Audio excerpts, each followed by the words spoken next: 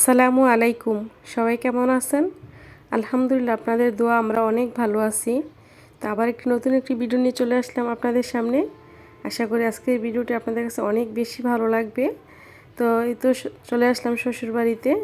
তো বাবার বাড়িতে তো বেড়ানো শেষ করে শ্বশুরবাড়িতে চলে আসছি।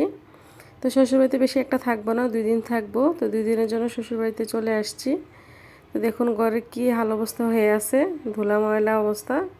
আর মাকড়সা জাল তো অবস্থা খারাপ, মানে রুমের ভিতরে ঢোকা যাচ্ছে না এমন একটা অবস্থা হয়ে আছে। সেই কুরবানি দিয়ে গিয়েছিলাম আর এখন মানে নভেম্বর মাসে গেলাম আর কি। তো প্রত্যেক বছরে 2 ঈদে এবং ডিসেম্বরে যাওয়া হয়। তো এবার যেহেতু ডিসেম্বরে যাব না, নভেম্বরে গিয়েছিলাম। তো এই যে দেখুন বাড়িতে কিন্তু কেউ থাকে না, আমি গিয়ে তালা খুলি, আবার আমি আসার সময় তালা লাগিয়ে আসি। আর কেউ নাই থাকার মতন। তো এখন পুরা ঘর পরিষ্কার করে নিব আর কি, মানে থাকার মতন করে আসছি সন্ধ্যার দিকে। তো এখন সব কিছু পরিষ্কার করে নিব। আর এই তো দেখুন আমি রান্না করে নিয়ে আসছি বাবার বাড়ি থেকে। এখানে প্রায় 3 কেজি মুরগি রান্না করে নিয়ে আসছি, 3 কেজির উপরে। তো আমার বাড়িতে ফার্ম আছে, অনেক বড় মুরগি করে আর কি, নিজে যেগুলো খাওয়ার জন্য। তো এখান থেকে মুরগি দিয়েছে। তো আমি একটা মুরগি ওজন ছিল 2 কেজি করে। তো আমি প্রায় 1.5টা মুরগি রান্না করে এখানে নিয়ে আসছি। তো বলতেছে শ্বশুরবাড়িতে গিয়ে তার রান্না করতে হবে না, এখান থেকে নিয়ে যাও। আসতেই দেয় নাই, তারপরে আমি জোর করে আসছি, যে বাড়িতে কেউ থাকে না, কি দরকার আছে যাওয়ার। তাই আমি জোর করে আসছি যে আমার ভালো লাগতেছে না, আমি একটু গিয়ে দেখে আসি, মানে ঘুরে আসি গিয়ে। তো এই হচ্ছে শ্বশুরবাড়ির সকাল, এর পরের দিন। মানে আমি আসছি এর আগের দিন বিকালবেলা আসর নামাজের পরে। তো এর পরের দিন সকালবেলা, এটা হচ্ছে শুক্রবার সকাল। আর আমার হাজব্যান্ড ঢাকা থেকে বৃহস্পতিবার রাতে বাড়িতে আসছিল। তো কার কাছে কেমন লাগে জানি না, তবে আমার কাছে অনেক ভালো লাগে শ্বশুরবাড়িতে থাকতে। হ্যাঁ, বাবার বাড়ির সবার সাথে সময় কাটাতে এবং বাবার বাড়িতে বাবা মার সাথে সময় কাটাতে অনেক বেশি ভালো লাগে। তারপর একটা মনের শান্তি, যে এটা শ্বশুরবাড়িতে ভালো লাগে খুব বেশি আমার কাছে।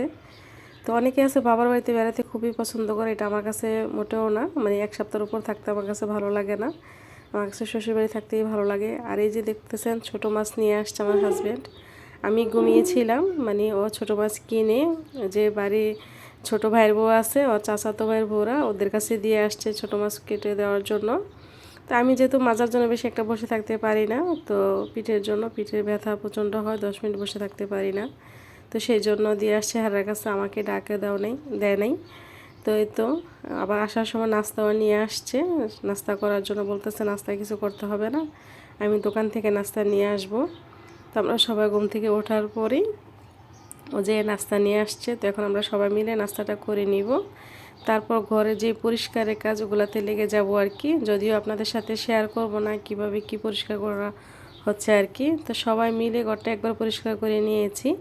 যখনই বাড়িতে আসি সব সময় এভাবেই পরিষ্কার করে নিতে হয়।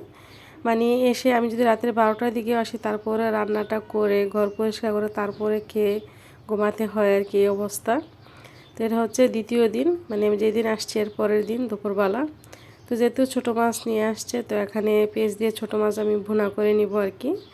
তো এখানে পেঁয়াজ কুচি করে নিয়েছি। তো পেঁয়াজটা আমি হাত দিয়ে একটু কষলিয়ে নিতেছি আর কি, একটু নরম হওয়ার জন্য। তো এখানে আমি মলাই মাছ নিয়ে আসছে, তো মলাই মাছ দিয়ে ভুনা করে নিব। আর পেঁয়াজটা আমার কষলানো হয়ে গেছে, একটু নরম হয়েছে। তো এখন আমি দিয়ে দিতেছি মলাই মাছগুলো। এখানে 1 কেজি মলাই মাছ নিয়েছিল, তো আমি আধা কেজি রান্না করে নিতেছি আর কি। তো এখানে দিয়ে দিলাম মলা মাছটা।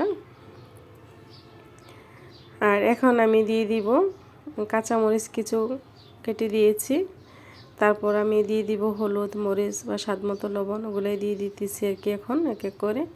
যেহেতু বাড়িতে তেমন কিছুই ছিল না, তো শুধু হলুদ মরিচ আর পেঁয়াজ ছিল আর রসুন ছিল, তো আমি এগুলা দিয়ে রান্না করে নিব আর কি। আর তেমন কোনো মশলা নাই, যেহেতু 2 দিনের জন্য আসছি আর তেমন কিছু নিয়েও আসি নাই।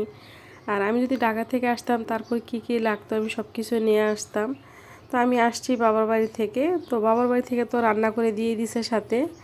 তো যদিও হ্যাঁ আমাকে আসতেই দেয় না, আমি জোর করে আসছি। বলতেছে একা একা বাড়িতে যে কী করবো, কেউ থাকে না। তো আমার ছোট যাও বাড়িতে থাকে না, আমার হাজব্যান্ডরা হারা তো 2 ভাই। তো 2 ভাই, মানে ছোট দেবর থাকে বিদেশে আর আমার হাজব্যান্ড ঢাকা থাকে জব করে আর কি।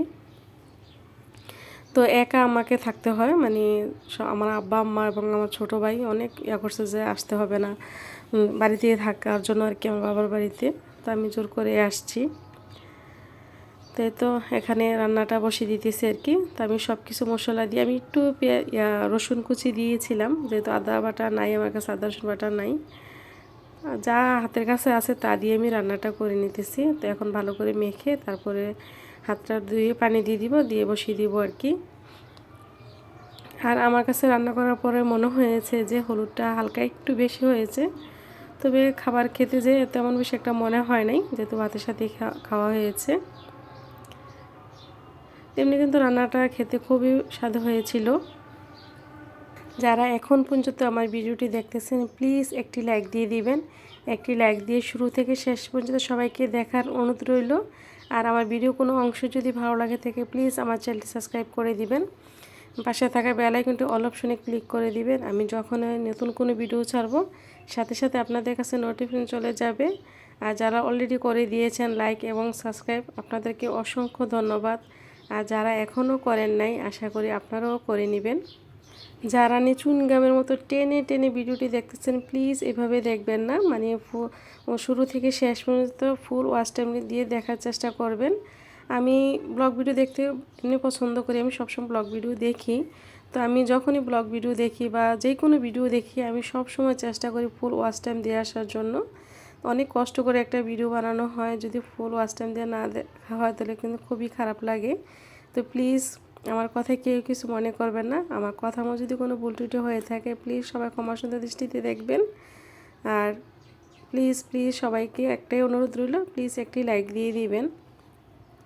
আর এই তো এখানে আমি শাক বসিয়ে দিয়েছি, এখানে আমি শাক ভাজি করে নিব। এখানে ডাঁটা শাক নিয়ে আসছে, ডাঁটা শাক আর ছোটো মাছ ভুনা।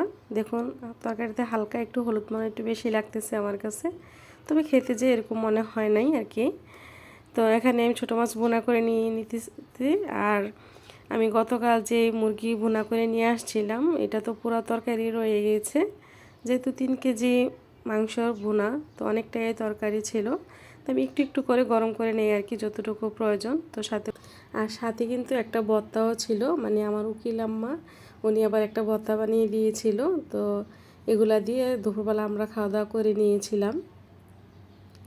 তো বাড়িতে আমি এসে একদিন আমি আমার উকিল মাকে বলতেছিলাম আমাকে, জাম্মা আমার কাছে না তরকারিগুলো ভালো লাগে না খেতে, মানে একটু মন চাচ্ছিল আর কি ভর্তা খাওয়ার জন্য। তো উনি সাথে সাথে শোনার সাথে সাথে ভর্তা বানিয়ে তারপর দিয়ে গেছে আমাকে।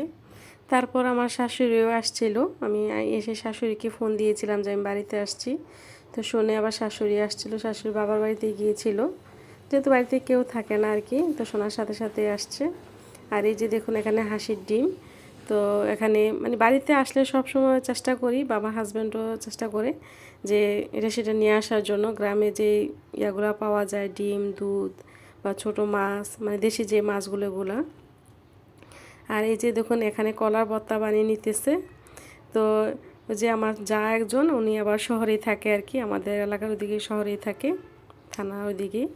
তো আমি ঢাকা থেকে ফোন করেছিলাম যে ভাবি আমি তো বাড়িতে যাব। তো উনি বলছে যে ঠিক আছে তুমি যখন বাড়িতে যাবা আমিও যাব নি। তো আমি যখনই বাড়িতে যাই ভাবিকে আমি ফোন দিই, ভাবি আসে, এসে আমাদের এখানেই থাকে, আমরা একসাথেই থাকি আর কি। তো ভাবি আবার বলতেছিলাম যে ভর্তা খেতে মন চাচ্ছিল। তো এখানে গাছ থেকে কলা পেড়ে তারপর আমরা সবাই মিলে, আমি রান্নাতে চলে গিয়েছিলাম, তো ভাবি সবাইকে নিয়ে কলা পেড়ে তারপর ভর্তা বানিয়েছিল। পুরা বাড়ির সবাইকে ভর্তা দেওয়া হয়েছে এবং সবাই মিলে ভর্তাটা খেয়েছিলাম, অনেক বেশি ভালো লেগেছিল। তো এখন তো মানে আমি তো বেশি দিনের জন্য বাড়িতে যাইনি, আমার শ্বশুর বাড়িতে মাত্র 2 দিনের জন্য গিয়েছিলাম। তারপর আমরা সবাই মিলে আবার একটা চিন্তা ভাবনা করেছিলাম যে আমরা পিকনিক করব, মানে হাঁস দিয়ে আমরা হাঁস কিনে তারপর সবাই মিলে একসাথে আমরা পিকনিক খেলবো আর কি। তো যেহেতু আমার বেশি একটা সময় ছিল না, আর আমি যেদিন বলেছিলাম এর পরের দিন আমি আবার ঢাকা চলে আসব। তো তখন আমার যা বা আমার উকিল মা সবাই বলতেছিল আর কি, যারা যারা আছে আর কি কাকিরা, তো সবাই বলতেছিল যে তুমি যখন আরেকবার আসবা তখন বাবার বাড়িতে যাবা না, সরাসরি এখানে চলে আসবা, এখানে আসলে তারপর আমরা খেলবো। তো অনেক ভালো লাগছিলো, 2 দিন সময় কাটিয়ে আসছি, তো অনেক সুন্দর সময় কাটিয়ে আসছিলাম। তো এই যে দেখুন কত আইটেমের ভর্তা বানিয়ে দিয়েছে আরেক কাকি, ওই যে মুখ থেকে একটু শুনেছে যে ভর্তা খেতে মন চাচ্ছিল, শোনার সাথে সাথেই কত আইটেমের ভর্তা বানিয়ে পাঠিয়ে দিয়েছে। তো বলতেছে তুমি যখন আরেকবার আসবার সময় নিয়ে তখন আমি আবারও ভর্তা বানিয়ে তোমাকে খাওয়াবো। দেখুন আমার কাছে অনেক বেশি ভালো লাগছে, এই জিনিসগুলোতে অনেক বেশি আমি আনন্দ পাইছি। যদিও সামান্য জিনিস, কিন্তু আমার কাছে এটা বিশাল কিছু মনে হয়েছে যে আমি বলার সাথে সাথে আমার ভালো লাগা শুনেই সাথে সাথে ভর্তা বানিয়ে দিয়ে গিয়েছে। তো এই তো আজকে ভর্তা বা তারপরে এখানে ফুলকপি ভাজি করে নিয়েছিলাম, আর তরকারি তো ছিলই। তো এটা ছিল দ্বিতীয় দিন। আর এখানে দেখুন কি সুন্দর করে আমার যা প্লেট সাজিয়ে নিয়েছে ভর্তা দিয়ে। যদিও আমি এত ভর্তা খাই না, একটু একটু করে নিয়ে খাই, বেশি একটা জাল খেতে পারি না।